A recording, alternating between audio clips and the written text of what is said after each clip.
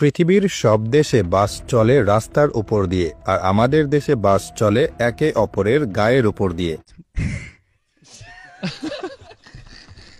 এখানে বাস চালানো মানে যুদ্ধ আর প্রতিযোগিতা। এদেশে নতুন ঝকঝকে একটা বাস রাস্তায় দেখলে অভিজ্ঞ ড্রাইভাররা করুণার চোখে তাকান, কারণ বাসের গায়ে ঘষা খাওয়ার দাগ, টোল খাওয়া বডি না হলে সেই বাস কোনো জাতের মধ্যেই পড়ে না। আর সেই গাড়ির ড্রাইভারের এখনো কোনো অভিজ্ঞতাই হয়নি। এদেশে কোন চালক কত অভিজ্ঞ তা বোঝা যায় তার বাসের গায়ে কতগুলো দাগ আছে তা দেখে। যে বাসের গায়ে যত বেশি দাগ, সেই চালক তত বড় উস্তাদ। প্রতিটি দাগের পেছনে আছে এক একটি বীরত্ব গাথা।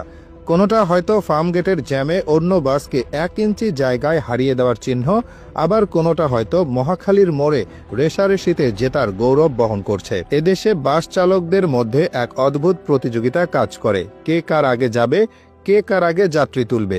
এই নিয়ে চলে এক নিরন্তর শীতল যুদ্ধ। এই লড়াইয়ের তাদের প্রধান হাতিয়ার হলো ঘষে দেওয়া।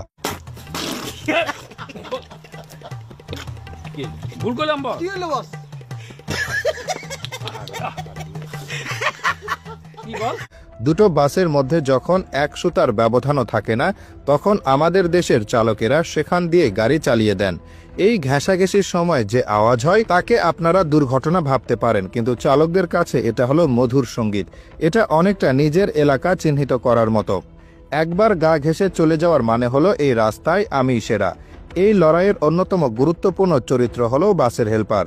বাসের দরজা থেকে ঝুলে অর্ধেক শরীর বাইরে রেখে সে যেভাবে ডাইনে চাপান ওস্তাদ, খালি আছে ঢুকাইয়া দেন, বামে পুরা খালি বলে চিৎকার করে, তা শুনলে মনে হয় যেন সেনাপতি তার সৈন্যদলকে নির্দেশ দিচ্ছে।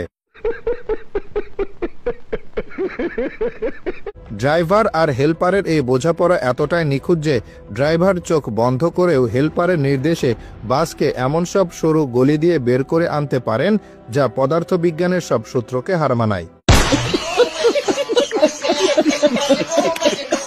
আর যাত্রীরা, তারা এই মহাবিপর্যয়ের নীরব দর্শক। এদেশে লোকাল বাসে চড়ার অভিজ্ঞতা অনেকটা রোলার কোস্টারে চড়ার মতো, তবে এখানে কোনো সিট বেল্ট থাকে না। আর কোচ বাসে চড়ার অভিজ্ঞতা অনেকটা রকেটে চড়ার মতো। হঠাৎ ব্রেক কষলে আপনি নিউটনের প্রথম সূত্র হাতে কলমে শিখতে পারবেন। এক সিট থেকে আরেক সিটে উড়ে যাওয়া, অন্যের ঘাড়ে গিয়ে হুমড়ি খেয়ে পড়া, এগুলো এখানকার নিত্য নৈমিত্তিক ঘটনা। যাত্রীরাও সময়ের সাথে সাথে মানিয়ে নিয়েছেন। এখন আর তারা চমকে যান না, বরং শক্ত করে কিছু একটা ধরে বানরের মতো ঝুলে থাকেন আর মনে মনে দোয়া দুরুদ পড়তে থাকেন। বাস থেকে সহি সালামতে নামতে পারাটাও জীবনের একটা বিরাট সাফল্য। রাস্তার ট্রাফিক আইন কানুন বাস ড্রাইভারদের কাছে অনেকটা ঐচ্ছিক বিষয়। লেন মেনে চলাকেও তারা দুর্বলতা ভাবেন। তাদের নিজস্ব এক অঘোষিত আইন আছে, জোর যার রাস্তা তার।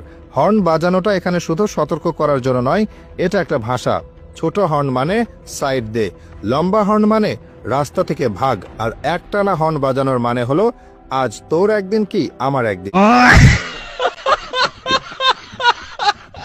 বাংলাদেশে বাস শিল্প এমন এক পর্যায়ে পৌঁছেছে যে এখন বিদেশ থেকে বহু বিদেশি এসে বাসে উঠে ব্লগ করে আবার বলে, আজ আমি পৃথিবীর সবচেয়ে বিপজ্জনক বাস রাইডিং করছি, ওয়েলকাম টু বাংলাদেশ।